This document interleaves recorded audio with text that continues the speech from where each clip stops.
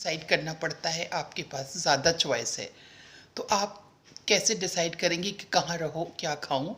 अगर आपको कोई सीरियस बीमारी है, तो मैं ये डिसाइड करती हूँ कि कहाँ की हवा सबसे अच्छी है।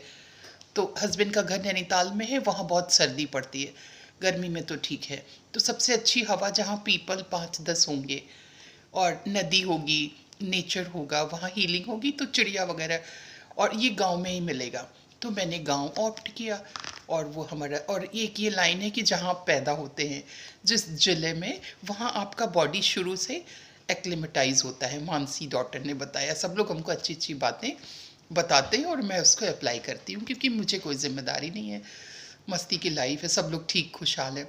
तो मैं खुनसापुर क्यों, जहाँ पेड़ थे, और मैं क्योंकि योगा टीचर थी, तो उसमें मुझे बहुत मज़ा आती है। तो आपको अपना खाना देखना है कि आप जो खा रहे हैं वो प्रोसेस्ड फूड है या ताज़ा खाना है।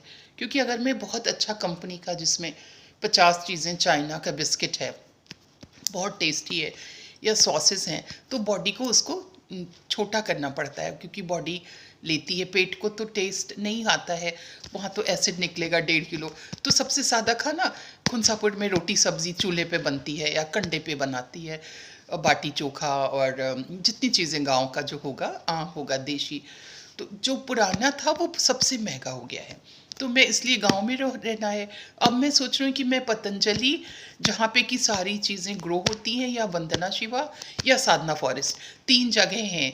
या फिर मैं गोरखपुर में गोरखनाथ जी की किताबें, मतलब हम लोग अपने गुरु को बहुत बहुत ज़्यादा मानते हैं, क्योंकि गुरु ने हमको बचाया है। जैसे कबीरदास जी कहते हैं, रैदास जी, और गोरखनाथ नाम लेते ही हम लोग वो चाहते हैं। तो या तो फिर हम यूपी गवर्नमेंट से रिक्वेस्ट करते हैं कि जो है एक जंगल जैसा बसाएं, चाहे कुंसापुर में। हम सारी पार्टी से कहते हैं कि जो वंदना शिवा का लेटर था, जो हमने अखिलेश यादव को दिया था, और कि मेरा करा दीजिए, लखनऊ में कई लोगों के, एक पांडे जी हैं, उनका बड़ा जंगल है, जहाँ नेचुरल ऑर्गेनिक, जैसे तस्मानिया में हो रहा है यहाँ, या हम हरिद्वार में करें, या आशीष भैया के यहाँ करें, या फिर गोरखनाथ जी की कृपा बरस जाए।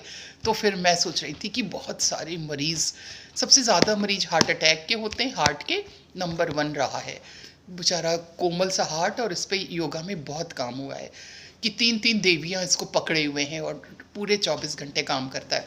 तो हवा अच्छी लेनी है, बहुत समझदारी से, चालाकी से खाना है, कभी कभी मसाला मिर्चा, और बहुत सारा खुश रहना है, क्योंकि पता नहीं कब ये बैटरी ख़त्म हो जाए और बॉडी चली जाए। कोरोना, ऊपर से वायरस, और बहुत सारी बीमारियां।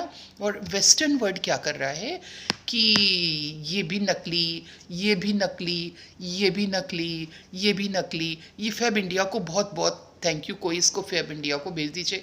उसका हिना बहुत ही अच्छा है। रामदेव जी के हिना में थोड़ा डाई कम है, उसमें थोड़ा कत्था वत्था। आप जाएंगे तो कहेंगे कि रामदेव जी प्लीज़ दुनिया के नंबर 1 अमीर आदमी बन जाइए।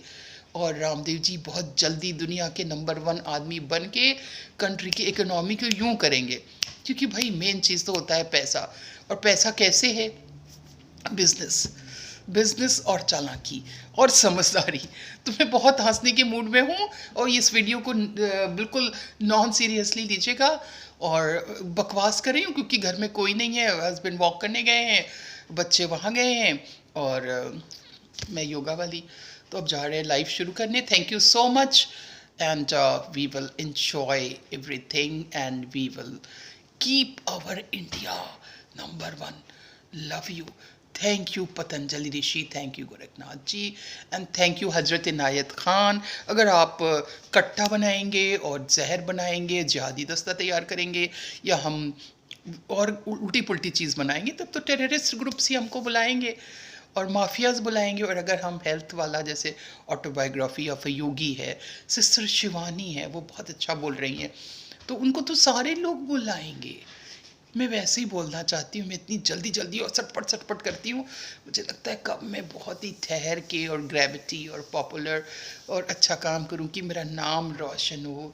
जैसे गुरु लोगों का नाक कटा दिया है, बिल्कुल एकदम अस्थिर ऑर्बिट, और यहाँ सबको बताते हैं कि मध्यम अभयम, और घर में सारे बच्चे हमारे और हस्बैंड तो परेशान है मेरे से कि ये क्या चीज़ है, ये लाइलाज। लेकिन अब क्या करें, अच्छा हुआ भगवान ने ये बीमारी दे दी है कि उसी के बहाने थोड़ी सी रहम मिल जाती है। Thank you so much, love you.